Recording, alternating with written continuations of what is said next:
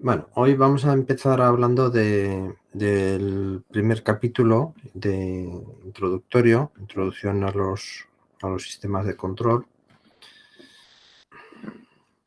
Bueno, entonces, aquí vamos a hablar un poco de generalidades, ¿no?, de los sistemas de control y pues intentar introducir pues cuál es el proceso que nos lleva. A ver. ¿Quién es ahí? El proceso que nos lleva a construir un sistema de control. Bien, entonces lo que vamos a tener es una serie de elementos que van a estar conectados juntos para conseguir un objetivo. Pues, por ejemplo, mantener constante la temperatura dentro de un horno, o conseguir controlar la velocidad de un motor eléctrico en una cadena, o pues en un vehículo eléctrico, pues mantener el vehículo dentro del carril. O sea, se tratará de realizar algo con un objetivo concreto. Esto a veces va un poco en contra de lo que nos gustaría hacer, ¿no? Dice, a ver, a mí me gustaría hacer este año tenía una propuesta de un trabajo de fin de grado de un alumno que decía que quería hacer un robot para asistir a las personas de tercera edad en sus casas. Digo, vale, pero un robot, ¿con qué objetivo? O sea, no puedes plantear un robot que sirva para todo, tienes que plantear algo que sirva con un objetivo concreto, porque si no, pues es como inabarcable, es imposible de resolver un problema tan complicado. Bueno, pues entonces eso, buscaremos eso. Algo concreto. Problema, pues también hay algunos sistemas que son fáciles de tratar, hay sistemas que son complejos de tratar. Entonces, ¿qué es lo que nos vamos a centrar en este curso? Los fáciles, porque los complejos, ya os dije que eso sería casi una cuarta asignatura de la rama de control, pues que no tenemos por falta de encaje, ¿no?, dentro de los planes de estudio. Otra posibilidad, pues mejorar la eficiencia de los sistemas que ya existen. O sea, a veces el tema del control se comenzó implantando en distintos sistemas, pues por mejorar los costes. O sea, uno de los primeros sitios donde se empezó a implantar fue, por ejemplo, en las refinerías de petróleo. Pues se vio que sí, el proceso que se hacía, el proceso químico de refinado, se intentaba gestionar de alguna forma los parámetros que influían en ese proceso, pues la planta tenía una mayor productividad, o generaba pues más beneficios. Otros de los sistemas clásicos de control pues es en las plantas de áridos, donde tenemos un tremendo consumo de energía eléctrica, y de lo que se trata es de obtener áridos de unas determinadas características. Pues bueno, haciéndolo a ojo, pues a veces aciertas, a veces no aciertas, o te pasas de consumo de energía. Pues bueno, pues mejorar el rendimiento. Otras opciones, pues mejorar el tiempo de respuesta de los sistemas. O sea, hay sistemas que inherentemente funcionan bien, pero son lentos. Entonces, una opción de los sistemas de control, pues es intentar reducir los tiempos de respuesta de ese sistema. Pues bueno, y luego pues ya cosas como, dice, estrategias de control de tráfico, pues cómo minimizar los tiempos de recorrido dentro de una ciudad jugando con la ubicación, o sea, con la ubicación, no, con los tiempos de apertura y cierre de los semáforos. Pues se puede modelizar los sistemas e intentar optimizar esos tiempos. ¿Vale? Pues eso, cientos o miles de problemas diferentes en los que puede influir o puede intervenir la ingeniería de control. Hablaremos siempre de reducir la diferencia entre la complejidad del sistema y tener una solución útil para realizar ese control. Entonces, habrá que buscar la forma de adaptar, ¿no?, la resolución de un determinado problema. Y me explico, o sea, quiero decir, ¿esto en qué va a consistir? Pues primero en escoger los sensores adecuados para medir los parámetros físicos que queremos controlar. Luego buscar el algoritmo de control más apropiado y luego, por último, buscar cuál sería la implementación. Así que al final, la parte de regulación, la parte de control, involucra a muchos elementos, a muchas asignaturas que en este momento todavía ni siquiera habéis cursado. Porque, por ejemplo, poder hablar de sensores y de cómo conectar esos sensores al sistema, tenemos que haber visto la parte de instrumentación electrónica, que esa la veis en tercer curso, si no meto la pata. Para la actuación sobre los elementos de control, pues gobernar un motor de corriente alterna, gobernar un horno, pues tenéis que haber visto la parte de electrónica de potencia, pues también segundo cuatrimestre de tercer curso. Entonces, en esta disciplina se mezcla todo lo que tiene que ver con electrónica, se mezcla lo que tiene que ver con diseño mecánico, porque a veces los sistemas de control tienen partes mecánicas que hay que modelar matemáticamente. O sea, es un compendio de todos los elementos. De tal forma que a veces la crítica o la queja de los alumnos cuando terminan este curso dice, es que solo hemos visto muchas cosas que son muy matemáticas. Claro, es que hemos visto lo que está relacionado con el diseño de ese algoritmo de control o de esas ecuaciones que rigen el sistema, pero no tenemos todavía o no tenéis todavía la preparación para poder hacer un sistema conjunto que involucre a todas esas técnicas que todavía no habéis visto. Y bueno, y entonces pues habrá que buscar, ¿no?, pues sobre todo trabajar lo que es las habilidades de diseño, trabajar la capacidad para diseñar sistemas y para intentar que esto cumpla los requisitos que se nos han planteado inicialmente. Que muchas veces el cumplimiento de todos los requisitos es imposible. O sea, no dice, yo quiero tener un sistema que sea muy rápido, que ahorre muchísima energía y que sea muy, muy, muy, muy barato.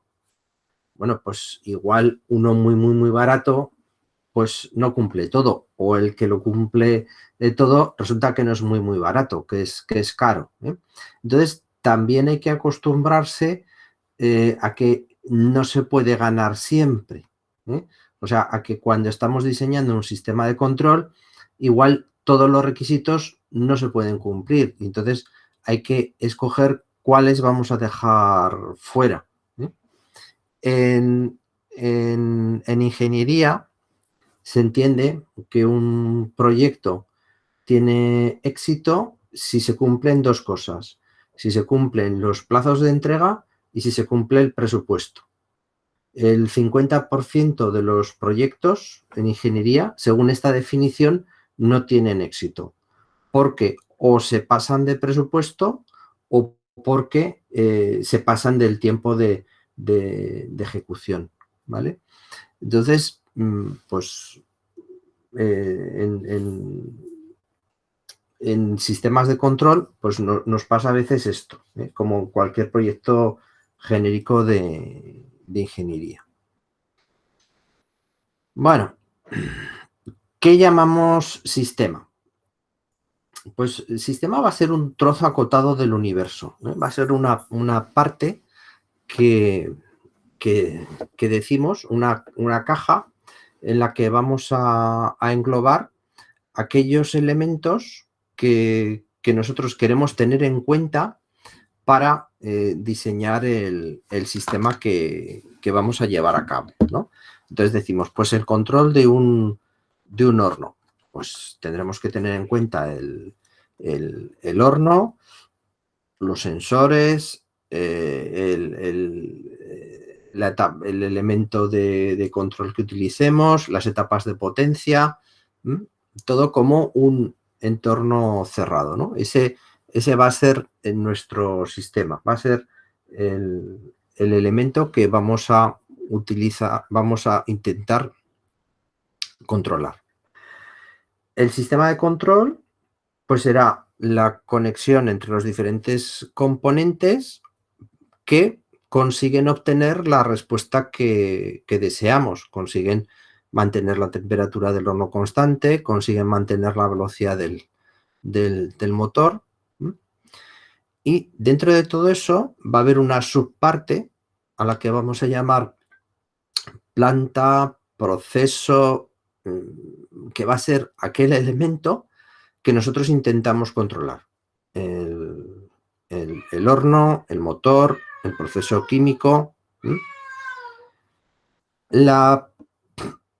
El comportamiento de ese proceso, de esa planta, se va a modelar a través de una función matemática que le vamos a denominar función de transferencia, que va a ser la relación entre la salida y la entrada de ese sistema. Pues si es un horno, será la relación entre la temperatura a la que llega el horno y la tensión que introducimos para que el horno se mantenga funcionando. Si es un motor, pues será la relación entre la velocidad de salida del motor en revoluciones por minuto o en radianes por segundo y la tensión o la frecuencia de la tensión que estamos aplicando al motor, ¿no? Dependiendo de qué tipo de motor sea. Si es el mismo control, pero el control de posición de un motor, pues la relación entre el ángulo de salida y la tensión de entrada. Entonces, bueno, y siempre pongo el ejemplo de velocidad, posición de un motor y temperatura de un horno, porque son los dos ejemplos más sencillos, pero cualquiera de los otros ejemplos pues nos serviría, ¿no? Pues si tenemos un baño ácido, pues el pH del baño ácido con respecto a la entrada que tengamos de un dispensador pues de ácido o un dispensador de un producto básico para compensar el ácido del baño, ¿vale? Es esa relación entre la salida y la entrada expresada a través de o una ecuación diferencial o una ecuación transformada de Laplace, expresada de alguna forma.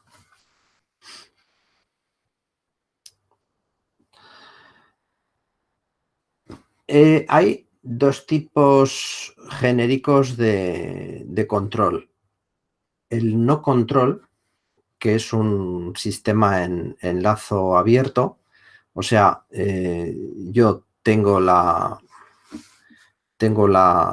salida y tengo mi proceso. O sea, aquí es donde introduzco la señal para controlar el proceso, y aquí tendríamos la entrada, lo que llamamos la señal de referencia.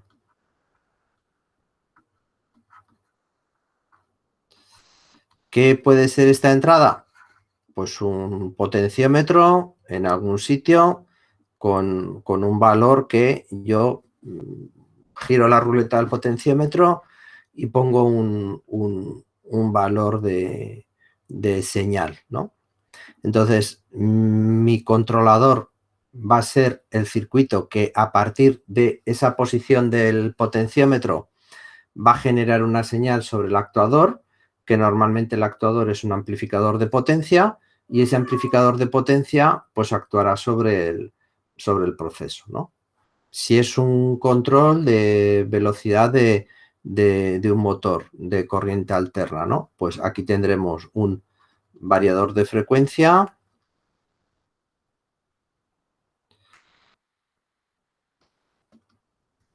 que me dará una salida trifásica hacia el motor, y el motor girará a una determinada velocidad. Y entonces el variador, pues normalmente suele ser tan sencillo como que tiene un potenciómetro que yo giro, que pongo en una determinada posición, y eso me lleva a generar una determinada velocidad, ¿vale? El variador de frecuencia es un elemento comercial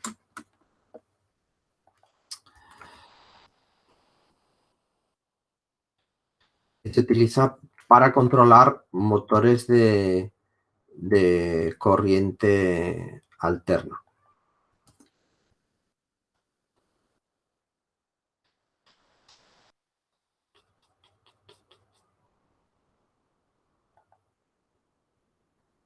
A ver. Por ejemplo, variadores de frecuencia de on-ron, pues es un bloque, es un aparatito que tiene la entrada de alimentación, la salida de 3 fases para el motor, y pues es bastante sencillo. Aquí lo veis, pues la entrada de corriente, los elementos de protección y mando, el variador de frecuencia y el motor. Y luego la forma de controlar, pues puede ser con un potenciómetro simplemente, o metiéndole metiéndole un lazo de control digital. Otra opción sería tener aquí un lazo de control digital a un sistema computador que esté generando la señal de referencia para el sistema, ¿vale? Bueno, pues esto en las empresas, en la industria, es el 99,99% de las instalaciones que se montan. Entonces, ¿cómo sabemos que esta señal de referencia coincide con la velocidad del motor que está girando? No lo sabemos. Nosotros hemos dicho que el motor gire a 300 revoluciones por minuto, y el variador de frecuencia va a generar una señal que teóricamente, haciendo cuentas, llevaría el motor a una velocidad de giro de 300 revoluciones por minuto, pero no sabemos cuál es la velocidad real de giro. Lo que sí que sabemos es que el motor está girando, porque si no, bueno, ni siquiera lo sabemos. Porque si el motor se queda bloqueado, pues entonces el variador de frecuencia saltará una alarma y si no tenemos conectado este variador de frecuencia con nada, ni siquiera sabremos que el monitor está parado, ¿eh?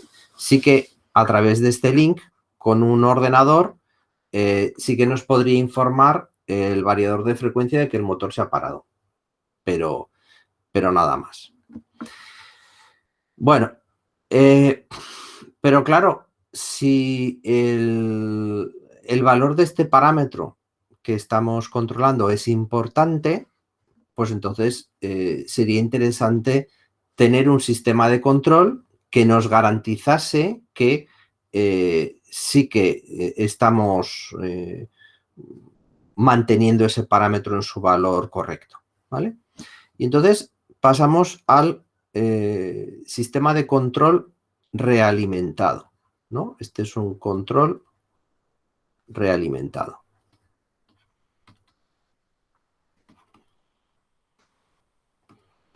Vale.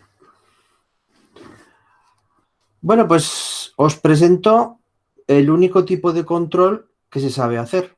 No se sabe hacer ningún otro tipo de control, ¿eh? O sea, este es el mecanismo de control que utilizaremos en los dos cursos y que se trabaja siempre en los sistemas reales.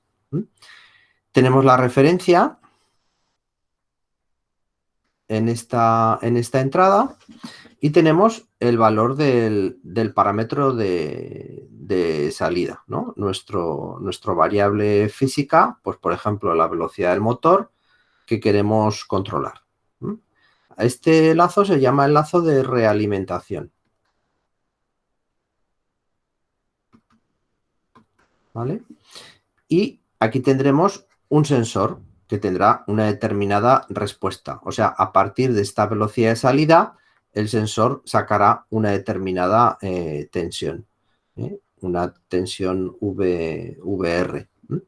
Esta tensión que nos da el sensor, la restamos con la tensión de referencia y eso nos genera la señal de error. Entonces, a partir de la información del error, el controlador genera una señal para el actuador, ¿eh? Y el actuador ataca al proceso. Entonces, ¿cuál será mi condición idónea? Pues si la velocidad de salida es igual a la velocidad de referencia, pues entonces la velocidad de referencia menos la velocidad de salida sea 0, ¿vale?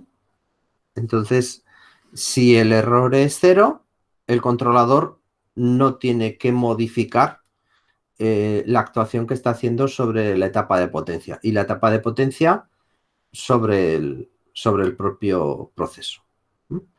Entonces, en un sistema de control como el que hemos visto con el variador de frecuencia, pues también sería posible utilizar este esquema de control. O sea, muchos variadores de frecuencia admiten la realimentación de velocidad con un sensor de velocidad, ¿vale? Entonces, a este esquema, pues hay que añadirle un sensor de velocidad que nos introduzca el valor de la velocidad de salida, sensor de velocidad,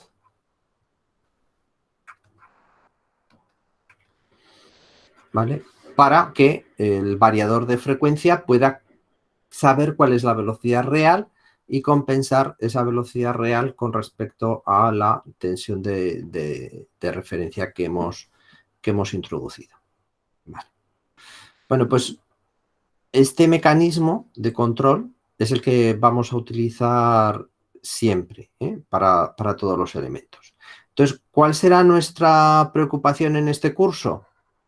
Diseñar cuál es la función de transferencia del controlador que consigue el objetivo de mantener la velocidad de salida dentro de los parámetros que hemos establecido. Y esa función de transferencia, ¿en qué consiste? Pues en la relación entre la tensión de salida y la tensión de entrada de ese controlador, ¿vale? Y pues bueno, habrá controladores muy sencillos, habrá sistemas en los que simplemente poniendo una constante, o sea, un amplificador de ganancia constante, conseguiremos el control de salida. En otros casos, pues será más complicado, ¿vale? Será más complicado. Nosotros trabajaremos los sistemas de control realimentados de un lazo. O sea, estamos controlando una variable física. Pero la realidad es que los sistemas de control reales son multivariables.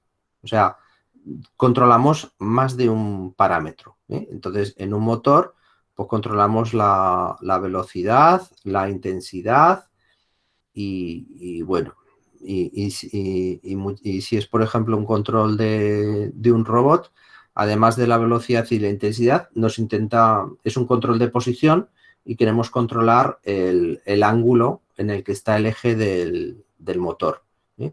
O sea, al final, ¿cuál es el objetivo de un control de posición del motor de un robot? Pues que el ángulo sea en cada momento el que queremos. Pero además, la velocidad está relacionada con cuando el motor está pasando de una posición fija a otra, o sea, el eje del robot está pasando de una posición fija a otra posición fija, pues ¿por qué camino ha ido? Entonces la velocidad nos habla de eso. Y la intensidad nos habla de el par. ¿Qué par estamos aplicando en cada momento al robot? ¿Vale? Al motor del robot. Bueno, pues los controles son multivariables, pero podemos intentar desacoplar la relación entre una variable y otra y entonces hacer tres controles de simples, pero que cada uno de ellos se dedique a controlar una variable independiente, ¿eh?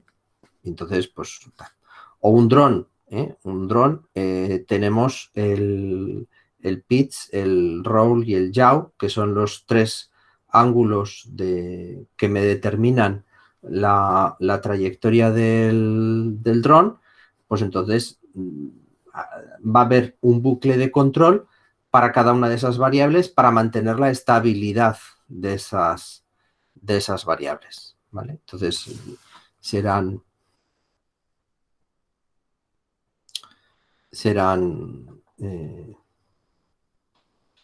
esos sistemas los que me...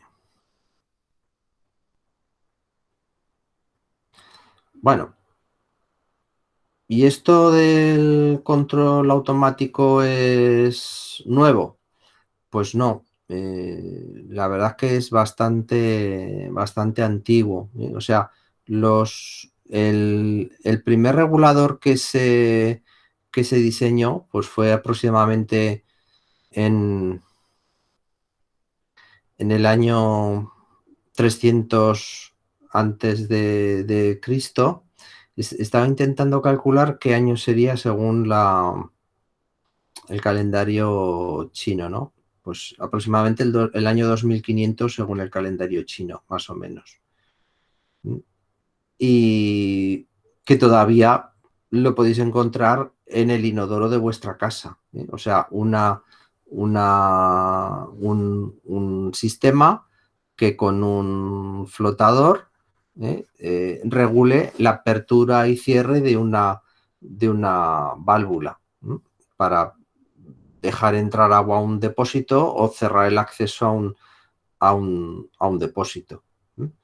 Eh, Relojes de agua, también. Estos ya no están tan de moda. El último reloj de agua que vi montar fue en los años 80 en el parque que está allá al lado de Torrero, que no me sale cómo se llama. Y bueno, pues está parado siempre, porque al final se oxidan las piezas y tiene mucho mantenimiento. ¿M? Lámparas de aceite para regular el flujo de aceite y mantener la iluminación constante. También utilizaban este mecanismo de flotador. ¿M?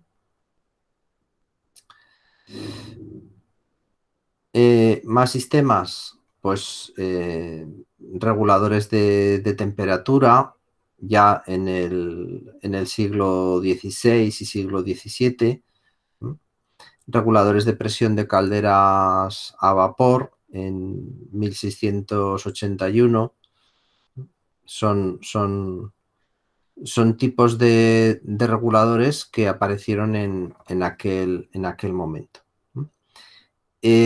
Lo que podemos considerar como controlador con realimentación automática para un proceso industrial fue el regulador de velocidad de Watt, ¿no? Este sistema, en el siglo XVIII, en 1769. Entonces, este permite controlar la velocidad del pistón de una máquina a vapor y de todo el sistema de una fábrica o de una planta. La idea es bastante sencilla, ¿eh? Tenemos un regulador centrífugo, o sea, aquí tenemos en esta rueda tenemos una cinta que está conectada con el mecanismo de vapor que genera la velocidad. Entonces tenemos aquí una velocidad, no, omega no, una velocidad, esto lo que no sé es borrar, una velocidad v lineal de movimiento que se transforma en una velocidad omega de giro de el sistema, ¿vale? Entonces, dependiendo de esta velocidad de giro, tenemos aquí dos masas que lo que van haciendo es separarse o acercarse, pues según si la velocidad es mayor o no. Y a través de este mecanismo de tijera, pues si la masa se separa, pues entonces la tijera baja y lo que hace es bajar esta parte del pistón. Y cierra, al bajar esta parte del pistón, sube esta otra y lo que hace es cerrar el paso de la válvula de vapor al pistón que genera el movimiento. Entonces, si bajas la presión de vapor, pues entonces se reduce la velocidad, ¿vale? Entonces, este mecanismo, simplemente regulando la posición de las bolas, subiendo las bolas hacia arriba o hacia abajo, para que teniendo una longitud del péndulo más corta o más larga, pues yo consigo regular la velocidad a la que quiero que vaya todo el proceso, ¿no? Entonces esto os tenéis que imaginar, ¿no?, que esta tubería de vapor que tiene la válvula de control,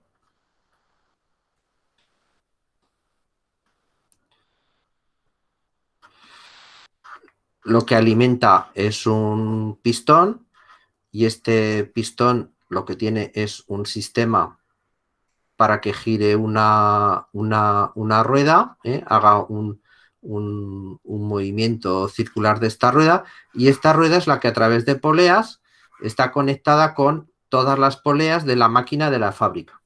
O sea, a veces con un solo motor, a través de sistemas de poleas, movían todas las máquinas de una fábrica, normalmente producción de telas, eran las máquinas que se utilizaban, ¿vale?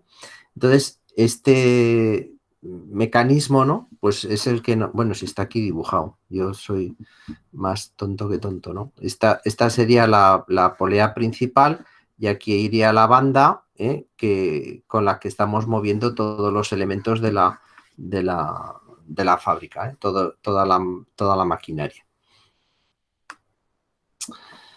Ay, Dios mío. ¿Vale?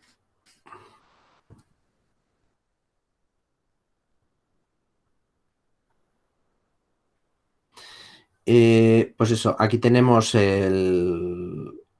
otro de estos mecanismos de regulación de la presión de vapor dentro de una caldera. Simplemente pues con el flotador y de nuevo la válvula que abre o cierra el paso de agua, lo que intentamos es mantener siempre dentro de la caldera el mismo volumen de agua.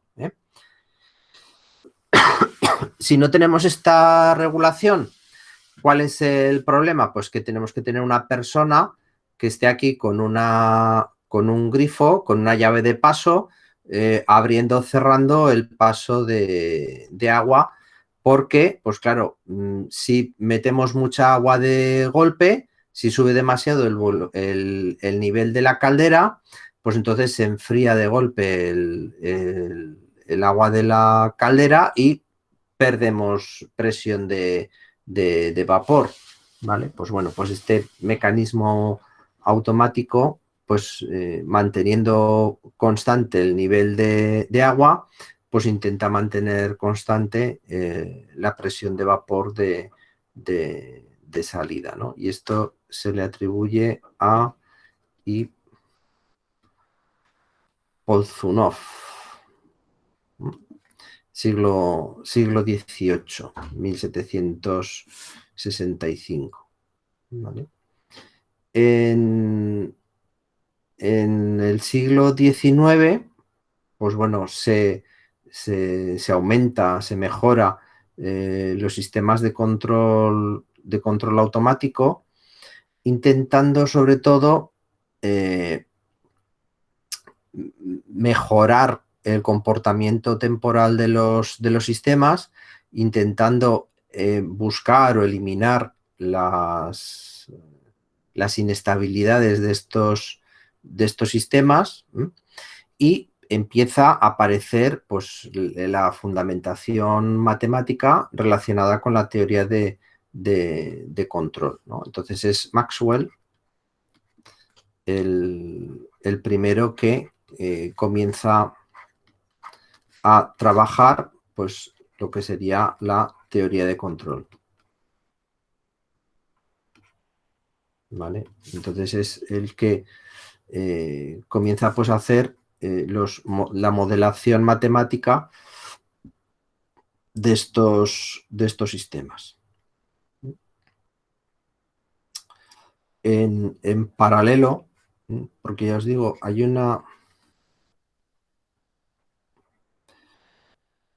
este hombre de nombre impronunciable,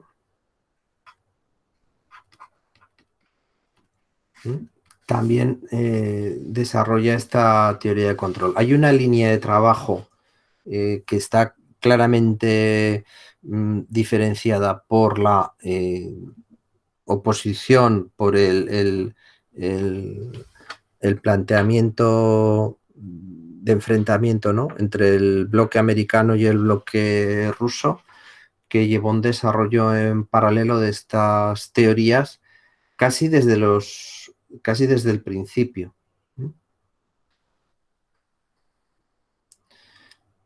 Otros sistemas curiosos de control que aparecieron, pues es, por ejemplo, lo que se llama el ingenio de Joanello, que es un mecanismo que se hizo en la ciudad de Toledo para elevar el agua del Tajo hasta el Alcázar, ¿vale? Pues si habéis estado en Toledo, el Tajo está ahí abajo y el Alcázar está en lo alto de un monte. Pues bueno, pues era un sistema que con norias y con sistemas de poleas, pues subía el agua hasta arriba. Este hombre es uno de los inventores españoles más famosos, aunque hoy en día es poco reconocido, poco recordado, Y también nos habla de la historia negra española, porque este hombre fue literalmente estafado por el rey, ¿eh? O sea, el rey le dijo que hiciera el sistema, que lo pagara de su bolsillo, que luego él le pagaría por el agua que subiera al Alcázar, y la verdad es que eh, nunca le pagó por su trabajo, sino que simplemente el agua subía hasta el Alcázar y no era, no era remunerado por ello. Esto es del siglo XVII. Hoy en día solo queda una maqueta y un par de las norias en la parte inferior, pero había un sistema que estaba oculto, estaba escondido todo dentro de unos túneles de madera para que no se supiera cómo funcionaba, bueno, para que no se copiara, ¿no? Juanelo no quería que le copiaran su sistema, y, y prácticamente hoy todo ha desaparecido. Ya os digo, solo quedan un par de norias y una maqueta en la Diputación Provincial de Toledo.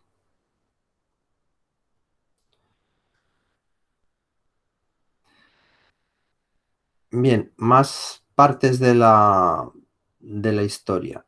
Mm, mm, mm. Una parte, un elemento importante viene con este hombre, Harold S. Black, que inventó el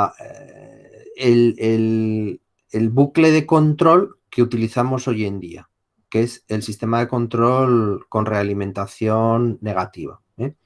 Eh, Harold pues trabajaba para los laboratorios eh,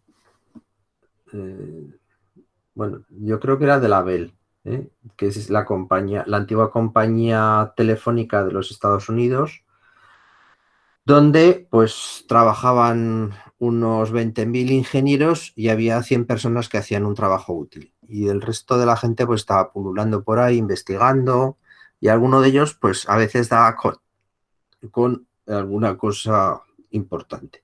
Y este es uno de esas personas. Pues él estaba trabajando en amplificadores, ¿no? Entonces, viajando en el metro, se le ocurrió que si introducía parte de la señal de salida del amplificador cambiada de polaridad, eso iba a estabilizar, eso iba a mejorar el comportamiento del amplificador.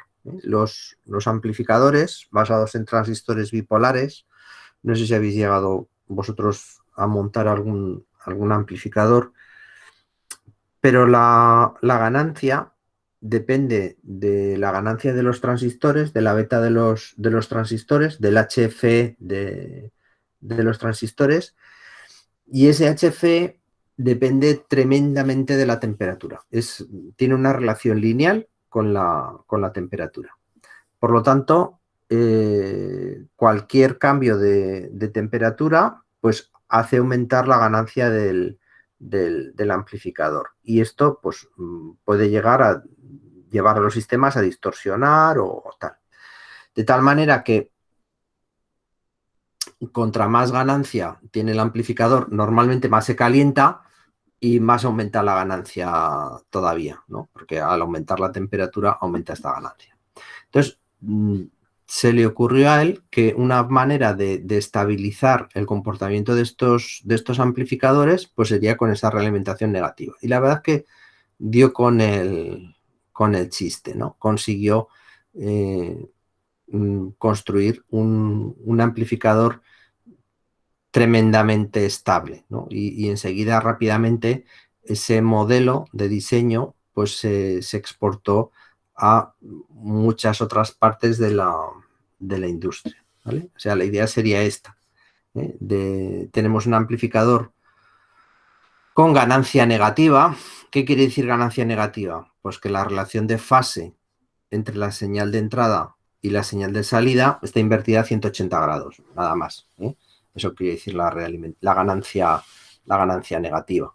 Bueno, pues entonces de esa tensión de salida se toma una fracción a través de este divisor de tensión que tengo aquí en el potenciómetro y se reintroduce a la entrada.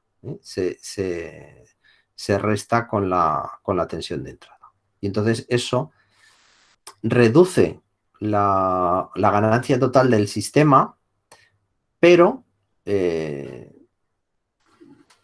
ahora la ganancia del sistema no depende de la temperatura de los transistores, sino que depende de ese nivel de señal que estamos realimentando. Entonces, con este potenciómetro podemos controlar la ganancia. Entonces, ese potenciómetro actúa como un control de ganancia del amplificador. ¿Vale?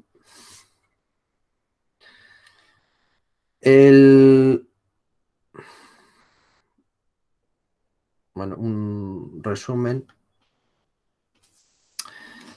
En el siglo XX, digamos que es donde se le da un mayor impulso a la teoría de control, ¿no?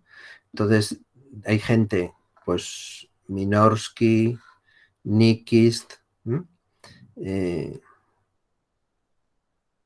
el hombre este, Harold Black,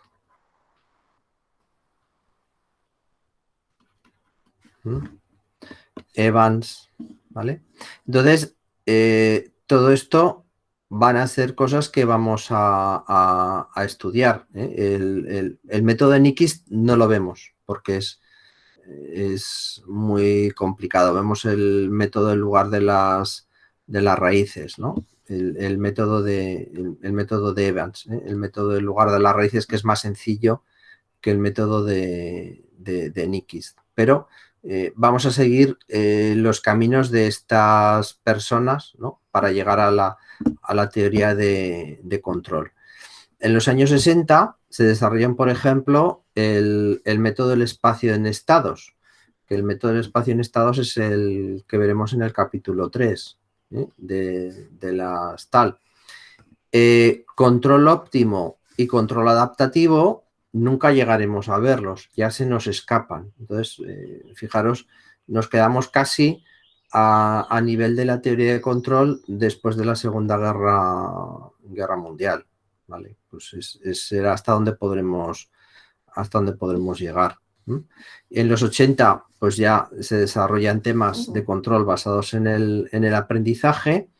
Y hoy en día, el siglo XXI, lo que se está haciendo es aplicar la teoría de control a muchos otros campos, a la biología, a la medicina, a la economía, a la sociología, porque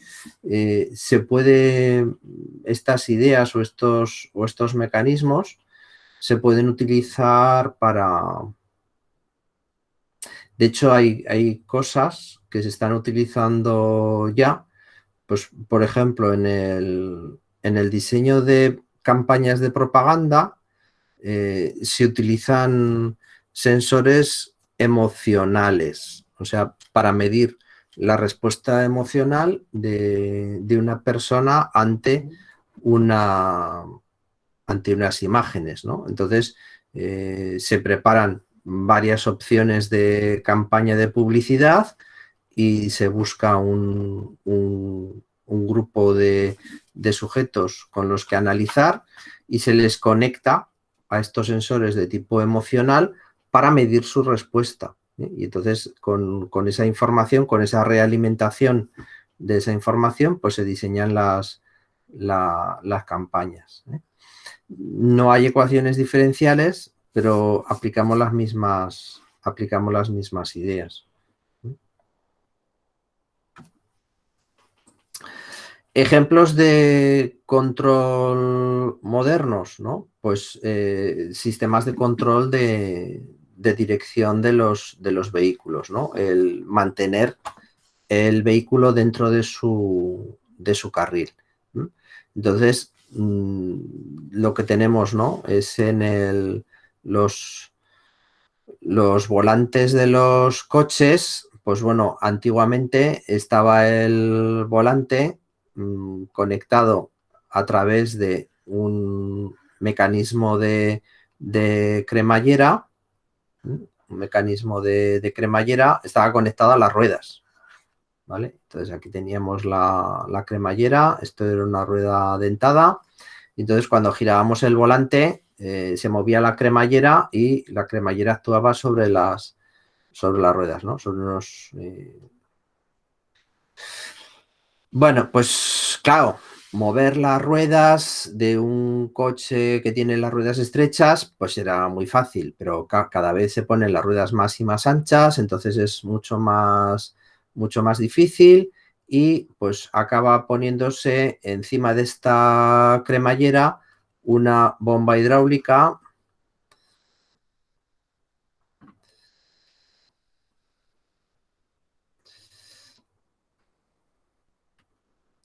de apoyo para el movimiento de la cremallera de la rueda, ¿no? Y pues bueno, ya la bomba hidráulica ya ni siquiera está conectada físicamente al volante, sino que el volante lo que está haciendo es mover el cursor de un potenciómetro que controla la bomba hidráulica. Bueno, pues en el momento en el que el sistema es más electrónico que mecánico, pues es muy fácil pues, controlar la tensión de este potenciómetro ya no solo con la rueda, sino con un sistema de asistencia, ¿no? Un sistema de asistencia que intente mantener la trayectoria dentro del vehículo del carril. Entonces lo que hace el sistema es con unas cámaras de visión, pues buscar dónde están las líneas de la carretera e intentar mantener el vehículo dentro de las líneas de carretera, ¿no? O los primeros sistemas que hacía Volvo, pues era, tú te pones detrás de un camión, activas el sistema y el sistema lo que va a hacer es mantenerse detrás del camión pues hasta que el camión se tire por un barranco o hasta que termine. Y luego un sensor de ultrasonidos o un LIDAR para medir cuál es la distancia a el objeto que tengo más cercano, ¿no? Para no chocar. Pero eso sería otro lazo de control. Mantener la distancia del vehículo constante al vehículo de enfrente. ¿Vale? Entonces, pues bueno, yo selecciono cuál es el curso deseado de movimiento y habrá pues un curso real, una trayectoria real del vehículo. Entonces, tengo que tener un sistema visual que me permita determinar pues si realmente estoy yendo por el lugar que yo quiero ir o no. ¿Vale? El piloto automático, pues es ya si este curso deseado o sea, yo tengo un cacao en la cabeza entre el inglés y el castellano que ya no sé, no me acuerdo de las palabras ni en inglés ni en castellano. Si yo tengo un sistema de GPS de seguimiento de trayectoria, pues entonces el sistema de GPS le irá dando instrucciones al sistema de control de guiado del vehículo para mantenernos dentro de la carretera o para salir por la siguiente salida de la autopista, ¿vale? Y entonces eso me permitirá tener un piloto automático, tener un sistema que conduzca el coche, que lo vaya llevando por el lugar el que queramos. Aquí, ¿dónde está la dificultad? Bueno, pues está en dos sitios. En el GPS, porque el GPS no es todo lo preciso que podría ser. Y no es todo lo preciso que podría ser por varias circunstancias. Digamos, tenemos aquí la Tierra y tenemos aquí los satélites del GPS, ¿vale? Entonces, tú estás aquí en este punto y lo que haces es medir tu distancia con los satélites de GPS. Y dices, vale, midiendo la distancia 1, la distancia 2 y la distancia 3 que yo tengo a estos satélites, pues sé dónde estoy con respecto a los satélites. Todo esto sería perfecto si la Tierra se estuviese quieta. Pero es que no se está quieta. ¿Por qué? Pues porque cuando tenemos el sistema Tierra-Luna está girando, ¿eh? Y entonces la Tierra se va a mover siempre. Cuando la Luna está aquí, se moverá un poquito hacia aquí. Cuando la Luna está aquí, se moverá un poquito hacia aquí. Así que al final, la Tierra lo que está haciendo es un movimiento oscilatorio. Está cambiando su posición continuamente. Pero es que cuando Marte pasa cerca de la Tierra, pues también se mueve otro poquito. Vale, es que se mueve centímetros.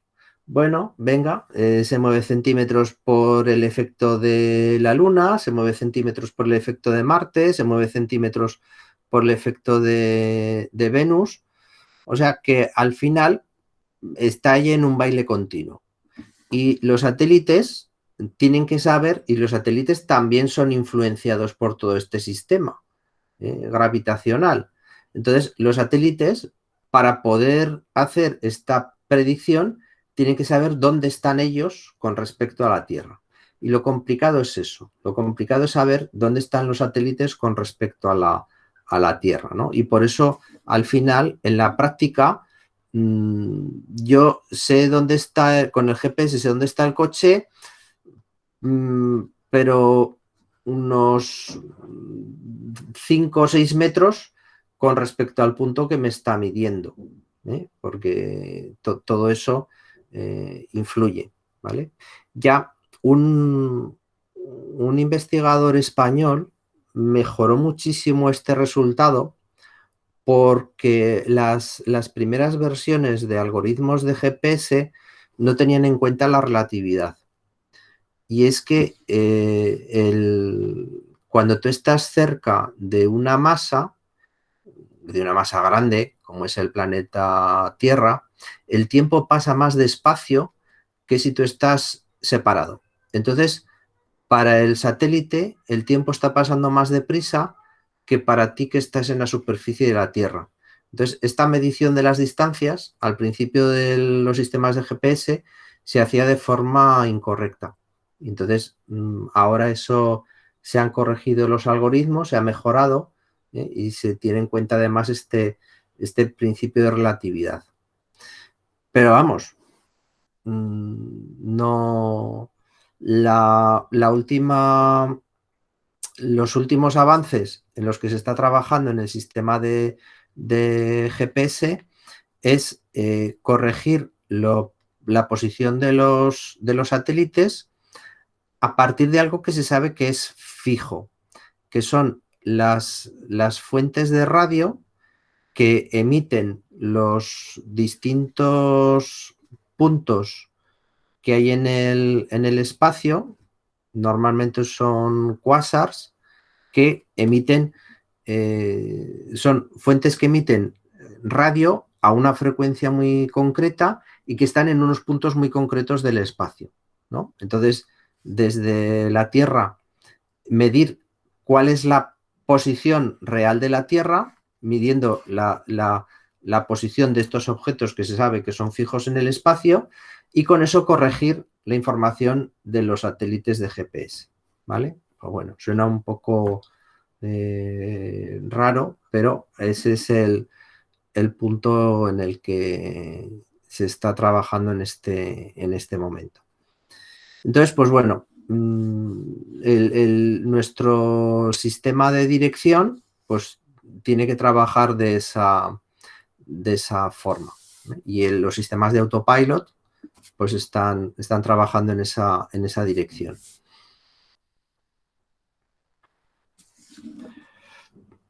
Bueno, pues esto sería lo mismo, tal. Entonces, otros tipos de sistemas, ¿no? Pues el amplificador realimentado y otro sería los controles de tiro automático.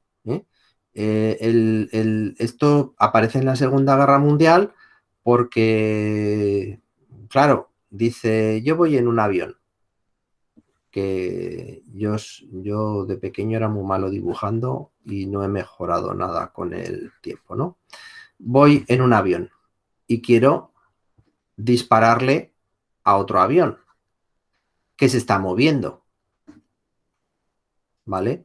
Entonces, si yo disparo desde aquí, mis balas van a hacer una trayectoria de tipo parabólica. Entonces, ¿dónde tengo que disparar? ¿Tengo que disparar donde está el avión ahora? No, tengo que disparar donde el avión estará cuando llegue el proyectil. O sea, yo no tengo que disparar al avión, tengo que... el problema del mono, ¿no? Que yo le disparo al mono y entonces cuando le disparo al mono, el mono se tira del árbol. Y entonces es cuando mato al mono, porque tanto la bala como el mono están cayendo los dos a la misma velocidad por efecto de la gravedad. Bueno, pues eso. Entonces, claro, un sistema de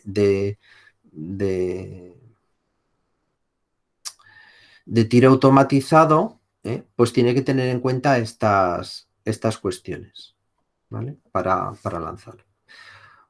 Otro de los elementos que han dado gran empuje a los sistemas de control, pues es la carrera espacial, ¿no? Desde el lanzamiento por los rusos del Sputnik, pues entonces se comenzó a trabajar en el tema del control para elementos como los cohetes que son tremendamente inestables. Entonces se empezó a trabajar sobre todo el control de sistemas no lineales, que también es otra de las cosas que se nos quedan fuera, ¿vale? O sea, gente que ha trabajado en estos temas de control no lineal serían Lyapunov, Ninorsky,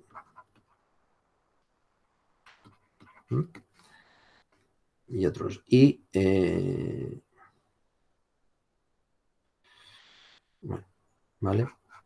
En esta teoría de o sea, en esta historia de la carrera espacial, realmente hasta la caída de la Unión Soviética, excepto logros puntuales como la llegada a la Luna, los rusos estuvieron siempre más o menos como unos 10 años por delante de los americanos, ¿no? Y han tenido sus más y sus menos, ¿no? El programa Shuttle, que tuvo que ser al final terminado por los tremendos costes que tenía cada lanzamiento, pues bueno, hemos visto casi durante 10 años que los únicos que eran capaces de llegar a la estación espacial eran los cohetes de los rusos, ¿no? Y ahora, pues con la aparición de esta empresa SpaceX, ¿no? De Elon Musk, pues realmente han sido los que le han sacado la cara a los americanos, ¿no? Una empresa privada. Pero bueno, tal. Pues bueno, sistemas de control. Sistemas de control modernos, ¿qué entenderíamos por sistemas de control modernos?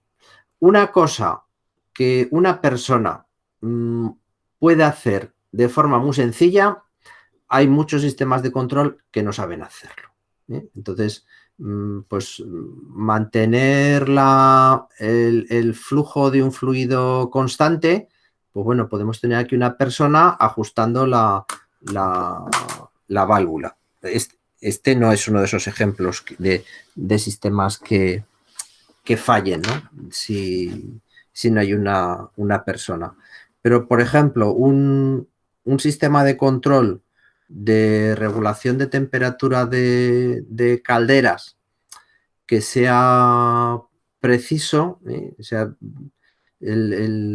esto en centrales, por ejemplo, eléctricas, ¿no? Había alguien que estaba encargado todas las mañanas de decidir cuánta energía eléctrica se iba a producir en la central. Y él sabía cuánta energía había que producir. Lo sabía en función de si había leído la prensa el día anterior y veía si iba a haber un partido Madrid-Barça, si salía a la calle y tenía una impresión de más o menos frío, porque la producción eléctrica es algo que tú tienes que anticipar. O sea, la mayor parte de las centrales eléctricas que existían hasta hace poco tiempo tenían tiempos de respuesta tremendamente largos. Para cambiar el régimen de funcionamiento de una central térmica de estas gigantescas, de 4.500 megavatios, como la térmica de Andorra que se desconectó hace poco, tenían tiempos de respuesta de 7-8 horas. O sea, tú decidías cuál iba a ser la producción eléctrica, pero tenías que anticiparte 7-8 horas. Entonces, eran mecanismos que no pueden trabajar de forma rápida, de forma anticipándose rápidamente a cambios en el consumo de la energía eléctrica. Y toda la energía que tú produces de más se pierde, desaparece en la red, ¿no? Tienes que intentar ajustar la producción al consumo. Entonces, estas grandes, excepto algunas centrales nucleares que todavía quedan funcionando, sobre todo en el sur de Francia, las grandes centrales se han desmontado todas, ¿no? Y se han sustituido por pequeñas centrales que tienen una capacidad de respuesta mucho más rápida, o sea, que en minutos sean capaces de responder a un incremento de demanda o a un descenso de la demanda. Entonces, ajustar mejor el consumo tal. ¿Por qué estos sistemas no funcionan? Porque para que estos sistemas no funcionen necesitan un conocimiento perfecto del futuro. Y entonces entramos en una familia de sistemas que son los que llamamos sistemas no causales. No hay una relación entre la causa y el efecto, a no ser que tú conozcas el futuro de antemano. Entonces, la producción de energía eléctrica, invertir en la bolsa,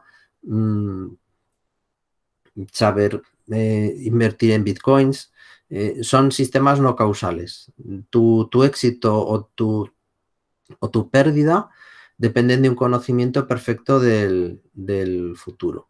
Entonces, pues no se pueden utilizar las técnicas clásicas. Así que lo que se utiliza es un truco de los matemáticos, que es predecir el futuro basándote en lo que ha ocurrido en el pasado, ¿no? Entonces, a partir de los sucesos del pasado, tú intentas identificar un grupo de casos y decir, pues mira, si en el pasado ha ocurrido esto, la respuesta fue aquella. Pues si encontramos las mismas circunstancias que hubo en el pasado, damos la misma respuesta. Si hemos acertado con la elección de variables, pues acertaremos y nuestro sistema predecirá el futuro y ganaremos mucha pasta. Si nos hemos equivocado, se nos ha pasado por alto algo, las circunstancias del entorno han cambiado y y ese conocimiento que tenemos del pasado ya no sirve para nada, pues entonces nuestro sistema fracasará. ¿Vale?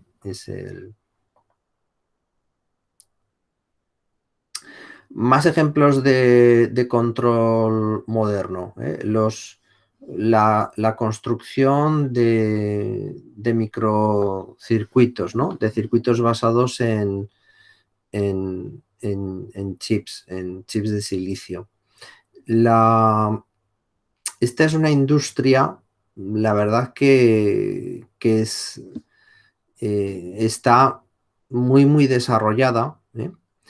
Y que se basa en una tecnología relativamente sencilla, ¿eh? O sea, lo que yo tengo es en la placa semiconductora, lo que yo hago es dibujar con un chorro de electrones dónde van a ir los distintos dibujos del circuito. O sea, una placa de circuito impreso, o sea, de circuito impreso no, una oblea de silicio, pues tú partes de la oblea de silicio virgen, ¿no? No lleva nada, es silicio puro.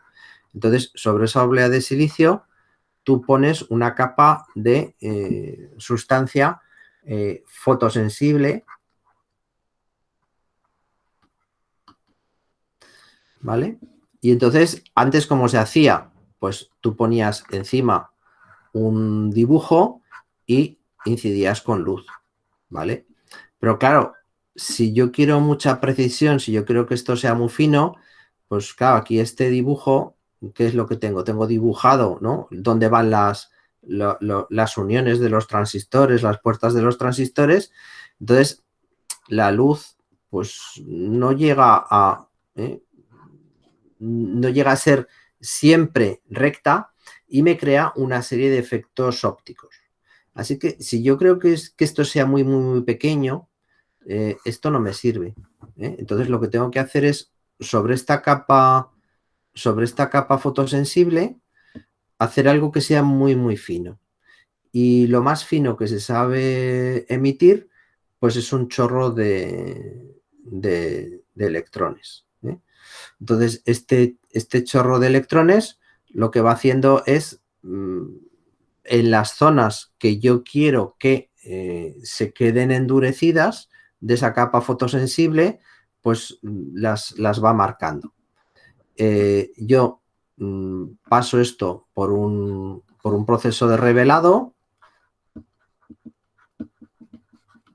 y entonces se va a quedar en esta zona pues marcadas las donde se van a quedar sin esta capa, donde van a ir las puestas de los transistores. Entonces meto esto en un horno y esto lo dopo, lo meto, o sea, lo meto en un horno que tenga o boro o arsénico, según si quiero que genera una unión P o una unión N, y entonces después de que estos átomos han contaminado la capa de silicio y esto ha cambiado a una zona N o a una zona P, pues vuelvo a empezar otra vez el proceso. Vuelvo a poner otra vez otra capa de película fotosensible y vuelvo a realizar otra vez esta insolación. ¿Vale? Entonces, en este momento estamos en tamaños de puerta entre 7 nanómetros y 14 nanómetros. ¿Vale? Entonces, para conseguir esos grosores de puerta, digamos que aquí tenemos que tener un sistema de control numérico para ir moviendo esta oblea, y este elemento está fijo, es el que va echando los electrones, muy preciso. Esto es, al final, esto es un CNN, un sistema de control numérico de esta posición de los ejes. Esto tiene que ser tan preciso que cualquier vibración pues puede llevar al traste la oblea que estamos montando. ¿eh? Entonces, normalmente la fábrica se monta sobre una base flotante, ¿eh? Y aquí es donde tendríamos la fábrica, y alrededor de la fábrica se monta el sistema de ventilación, ¿vale? Porque lo que más va a consumir de toda la fábrica es el sistema de ventilación para purificar el aire. Porque si cuando estamos realizando estos procesos cae una mota de polvo, pues una mota de polvo es una cosa enorme, gigantesca, que va a estropear, va a destrozar la puerta de un transistor. Y si pierdo la puerta de un transistor, según cuál sea, pues he perdido todo el circuito. Entonces, pues bueno, lo que tengo que conseguir es que las partículas de polvo en el aire sean menores que una determinada cantidad. Entonces, ¿cuál es el elemento que más cantidad de polvo genera? Los humanos. O sea, las pequeñas escamitas que se caen de la piel, pues eso es lo que generaría más polvo. Por eso, cuando vemos estas fábricas de semiconductores, vemos a los trabajadores con trajes biológicos, no porque se puedan contaminar de lo que se está trabajando en el proceso, sino porque ellos, con el polvo de la piel, pueden contaminar el proceso de una forma muy sencilla, ¿vale? Esta industria de los microprocesadores y del diseño de circuitos integrados está un poquito atascada, ¿eh? O sea, la crisis del 2008, digamos que ha parado literalmente esta industria. La crisis del 2008 y los cambios de tendencia. O sea, antes el mercado importante era el mercado de microprocesadores para ordenadores. Ahora el mercado importante es la fabricación de microprocesadores para teléfonos móviles y tabletas. Entonces, digamos que hemos tenido ahí unos años de parón. Y estamos en estas tecnologías, entre 7 nanómetros y 14 nanómetros, y hace ya bastante tiempo que no hay cambios importantes. Entonces estamos ahí un poco atascados, porque la construcción de estas fábricas es tan cara que ya hay muy poca gente que tenga tanto dinero como para poder construir estos sistemas, estas fábricas.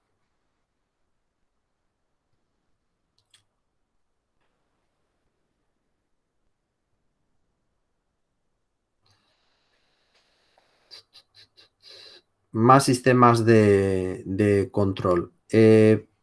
Los sistemas de controles de centrales térmicas, ¿vale? Entonces, en una central térmica, ¿qué es lo que hay que conseguir? Pues hay que conseguir minimizar el consumo de combustible, maximizando la producción de energía, ¿no? Entonces, tenemos varios parámetros, ¿no? O sea, tenemos la turbina, ¿no? Tenemos el generador eléctrico conectado a la turbina, y entonces tenemos aquí la generación. Entonces, esto es una tensión a una determinada frecuencia, que se tienen que mantener constantes dependiendo del consumo, la intensidad que se nos esté consumiendo de la red. Entonces, la frecuencia depende directamente de la velocidad a la que esté girando la turbina, ¿eh? Se utilizan máquinas síncronas, y entonces es muy importante que esta velocidad se mantenga constante, ¿no? Entonces, para poder mantener esa velocidad constante, pues el flujo de vapor sobre la turbina tiene que ser constante. Entonces, ¿qué es lo que se opone al movimiento de la turbina? El consumo de la corriente eléctrica, ¿eh? Entonces, si aumenta o reduce ese consumo de la corriente eléctrica, pues yo inmediatamente tengo que aumentar o reducir el flujo de vapor para poder mantener constante esta velocidad de giro de la turbina. Entonces tengo que medir pues, cuál es la temperatura del vapor, cuál es la presión del vapor, y entonces a partir de esta información y de la información que me está llegando del consumo de la red y de la tensión de la frecuencia, pues tengo que generar señales de control, ¿no? Tengo que generar la mezcla entre aire, combustible y alimentación de agua de la turbina, ¿no? Y pedir pues también los niveles de gases de salida de la caldera, ¿vale? Estos sistemas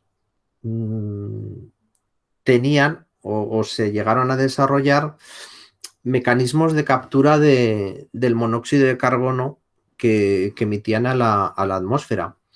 Pero es curioso, nunca se llegaron a poner en marcha, ¿eh? O sea, la térmica de Andorra, por ejemplo, pues tenía sistemas de captura de CO2, pero no se llegaron a poner en marcha porque interesaba más cerrar las centrales que mantenerlas abiertas, ¿no? Porque no el combustible es complicado de obtener, el carbón. Porque al final estas quemaban todo, quemaban de todo, quemaban carbón, quemaban gasoil, quemaban gas natural, quemaban de todo. Y entonces, pues eso, aunque había mecanismos de recogida de monóxido de carbono y de dióxido de carbono, pues no se llegaron nunca a poner en marcha.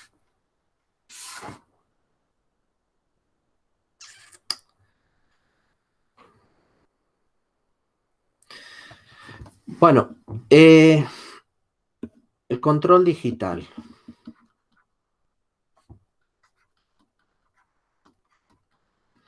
¿Vale? El control digital consiste en sustituir el elemento de control por un ordenador. Entonces, hoy en día serían el tipo de control que nos podríamos encontrar.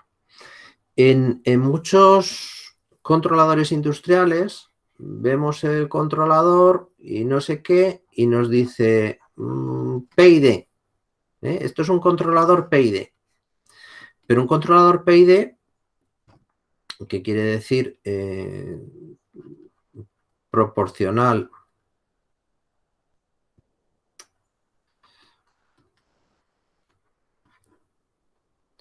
integral derivativo, es un controlador analógico. Es un controlador con tres amplificadores operacionales y un cuarto un amplificador de ganancia constante, un integrador y un derivador, tres amplificadores operacionales y luego un sumador, un cuarto amplificador operacional que suma las señales que obtenemos de los tres amplificadores operacionales previos, ¿vale? Es un sistema analógico de control, pero es el sistema que han aprendido a manejar y a diseñar pues muchos ingenieros durante muchos años. Entonces, ¿hoy en día ese tipo de controles existen? Pues no, ya no existen nunca más desde hace 30 años más o menos. Todo el control es con ordenador, es control digital. pero estos controles digitales, ¿qué es lo que hacen? Implementar en un algoritmo, implementar en un trozo de programa un control de tipo PID, porque es lo que los ingenieros saben manejar o es lo que de forma más intuitiva los usuarios de los sistemas de control saben manejar. Esto realmente es un lastre para la industria, porque habría controles mejores, controles más inteligentes, controles más optimizados, pero no se sabe, o la mayor parte de la gente no sabe diseñarlos o no sabe manejarlos, ¿no? Entonces, seguimos un poco atascados aquí en este tipo de controles. Disponer de un computador, pues el esquema de control, pues la verdad que no cambia mucho. O sea, nuestro computador lo que hace es generar una señal de referencia que ataca al actuador o al amplificador de potencia. El amplificador de potencia genera una señal sobre el proceso me da la variable de salida.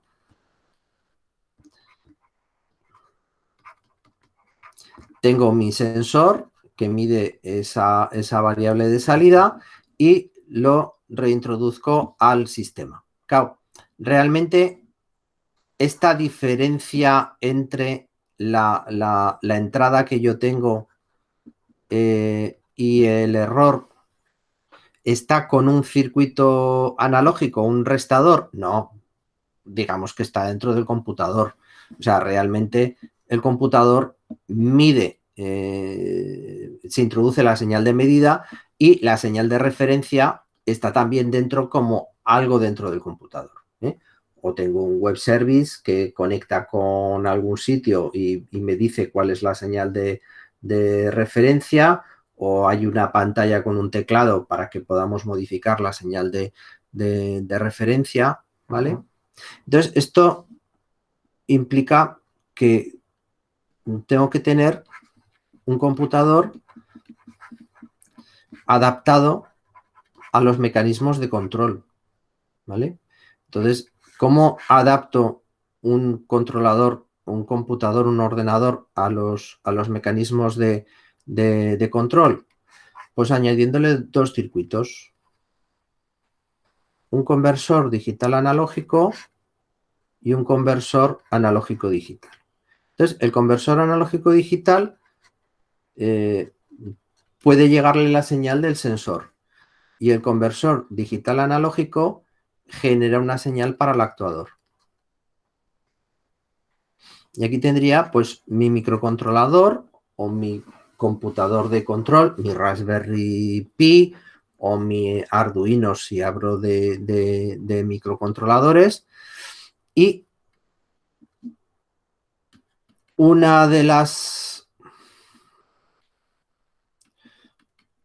variables, uno de los parámetros que introduciría al software del microcontrolador es cómo obtener la referencia del sistema, ¿vale? Y entonces es un algoritmo, es un programa que está corriendo dentro del microcontrolador el que me dice cómo obtener o cómo saber pues cuál es esta... cómo generar el sistema de control, ¿no? el mecanismo, el regulador, lo que llamamos el regulador del sistema.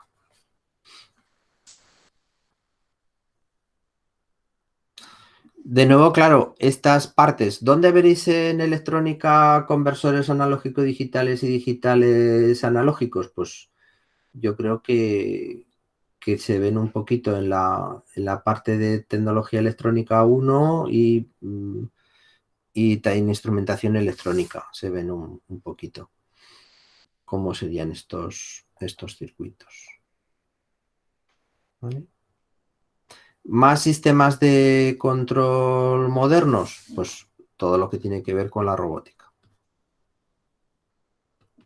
¿Vale? Todo lo que tiene que ver con la robótica son sistemas de control, pues a veces bastante complicados, ¿no? Aquí tenemos una mano de robot. En en el tema de TFGs, pues hemos trabajado este tema y ha habido dos alumnos que han hecho dos diseños de dos máquinas de dos manos de robot, desde luego mejores que este, aunque solamente uno de los dos consiguió montarlo físicamente, ¿m? Con micromotores metidos dentro de los dedos para poder realizar el movimiento. ¿M? ¿Y cuál es el problema? Pues el elevado número de grados de libertad que tienen este tipo de sistemas, ¿eh? O sea, por cada eje que yo puedo mover en un sistema robótico, yo hablo de un grado de libertad. Entonces, en una mano con 4 dedos, que cada dedo pues, pueda tener 3 o 4 movimientos independientes, pues estamos hablando de 12, de 15, 16, de 20 grados de libertad dentro de esa mano. Y luego, claro, manos que tengan aspecto robótico o que tengan aspecto humanoide. Pues también lo que se tiende más es a diseñar manos que tengan un espacio menos robótico, pues para que sean menos invasoras, ¿vale? Este es un proyecto viejo, o sea, hablamos del microprocesador Motorola 68000, pues estamos hablando del año 1984, esta mano de robot. Entonces es pionera, ¿no? Esta mano de robot. Pero, pues bueno, hoy en día hay cosas ya mucho más avanzadas, ¿eh? Entonces pues por ejemplo, del 2008, pues es una mano todavía muy robótica, pero que ya tiene un mecanismo de control pues un poquito más moderno, ¿eh? Fijaros, aquí están los motores del sistema, pero sigue siendo un sistema demasiado robótico.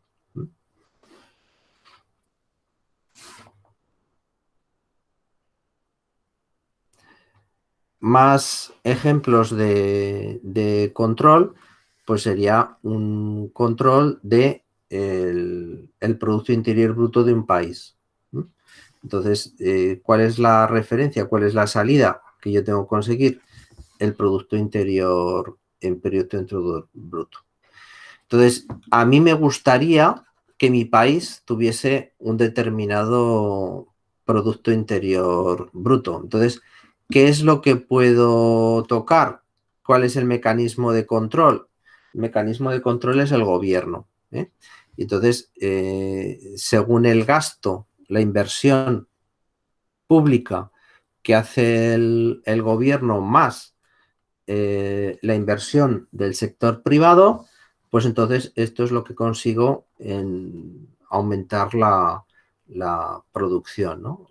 Si hay más gasto público y hay más gasto privado, los consumidores consumen más, se generan más impuestos, pues puede introducir más dinero al sistema, pues mejorará el Producto Interior Bruto, ¿vale? Esto era cierto hasta que, digamos que en el año 2007, pues se rompieron las reglas del juego, ¿eh? O sea, la crisis provocada por la crisis inmobiliaria, que arrastró a los bancos a una crisis de crédito, pues dio al traste con todas las ideas previas que se tenían, ¿eh? Porque claro, estos modelos están basados, o el modelo previo que existía estaba basado en una forma de una predicción de futuro que se había hecho. Dice, no, pues mira, si el gobierno aumenta el gasto público, pues entonces mejora el rendimiento, ¿no? Y en todos los libros de economía eso es lo que ponía. Pues entonces en el año 2008 el gobierno de España se puso a gastar más dinero para aumentando el gasto público, despertar la economía, y el Producto Interior Bruto, en vez de subir, cayó hasta el infierno, cayó hasta lo más bajo que había caído nunca, y aumentó el paro y tal, porque no se habían roto las reglas del mercado, y entonces lo que antes había servido, ahora ya no servía. La forma de salir de aquella crisis era con una receta diferente, ¿vale? Entonces, tener mecanismos, ¿no?, que me permitan hacer estas predicciones del comportamiento de modelos económicos, pues es algo muy perseguido en este momento, ¿no? Y modelos económicos que sean capaces de tener en cuenta, pues, la mayor cantidad de variables macroeconómicas posibles, y que predigan de una forma más o menos precisa cómo se va a comportar. O sea, cuando el Fondo Monetario Internacional pues dice, pues en España lo que va a ocurrir el año que viene es que va a aumentar el paro un 5%, o que va a reducirse el paro en un 10%. Lo que están haciendo es aplicar estos modelos con los datos macroeconómicos actuales y hacer una proyección de qué es lo que va a ocurrir el año que viene, para, pues, avisar a los gobiernos, decir, pues mira, las cosas no te van a ir bien, deberías quizás de tocar algo de lo que puedas tocar, o tocar los impuestos, o tocar el gasto público, ¿vale? El gasto privado de las empresas también se puede incentivar. ¿Cómo? Pues a veces reduciendo los impuestos de las empresas, si invierte más en investigación, o si invierte más en causas sociales, ¿vale? Entonces, digamos que todo esto ya está muy integrado dentro de nuestra sociedad actual, ¿no? Y lo oímos por la radio, pero lo que no sabe normalmente la gente es que existen estos modelos matemáticos para predecir el comportamiento de la economía de un país, o de la economía global. De nuevo, la robótica, robots que manipulan objetos, robots que la robótica, la verdad es que va 10 pasos por detrás de lo que piensa la gente. O sea, cuando vemos vídeos como este, que ahora no sé si lo encontraré.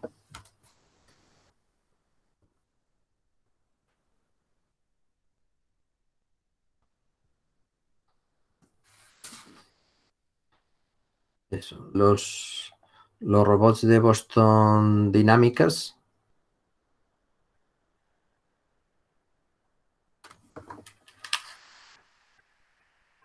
Bueno, no oís la música. Espera, yo sé poner la música.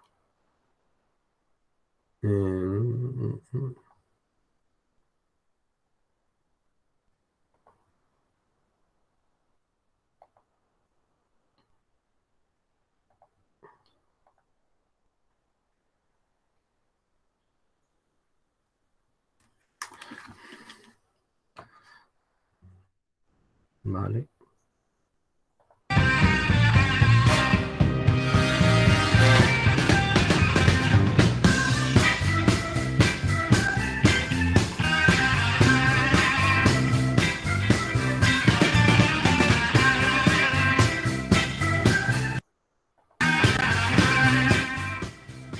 Bueno, cuando uno ve un robot hacer esto, pensaría, joder, tío, los robots saben bailar, saben moverse, saben hacer de todo. Mentira. Esto digamos que es un bailarín. Le hemos puesto un traje de estos negros con un montón de puntitos de referencia y entonces el bailarín ha bailado y entonces ese baile se ha memorizado en el robot, ¿vale? ¿Qué es lo que sí que sabe hacer el robot y que es tremendamente complicado?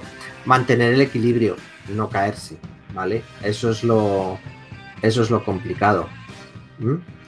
Y, por ejemplo, Boston Dynamics, que es esta empresa que ahora ha comprado la empresa de coches Hyundai,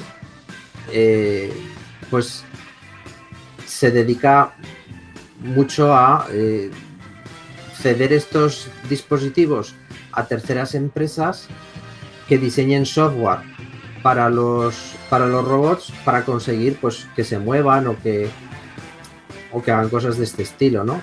Poder memorizar movimientos dentro del robot, para que luego diseñar aplicaciones basadas en estos robots pues sea más sencillo, porque bueno, yo creo ya basta de... Ya habéis cogido la idea, ¿no? Además seguramente que lo habéis visto todos. Honestamente, esto parece sacado de Wall-E. Sí. Bueno, es...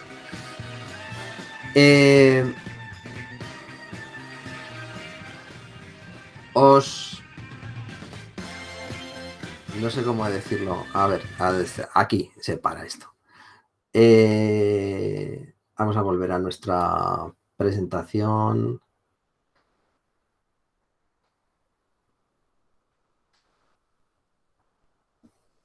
Vale. Entonces, os sorprendería la cantidad de tesis doctorales y la cantidad de trabajo de investigación que se ha hecho sobre robots que bailan. El baile de los robots, ¿no? Que dices, pues, esto, ¿qué aplicación industrial tiene? Ninguna. Pero hay muchos grupos de gente interesadas en este tipo de aplicaciones.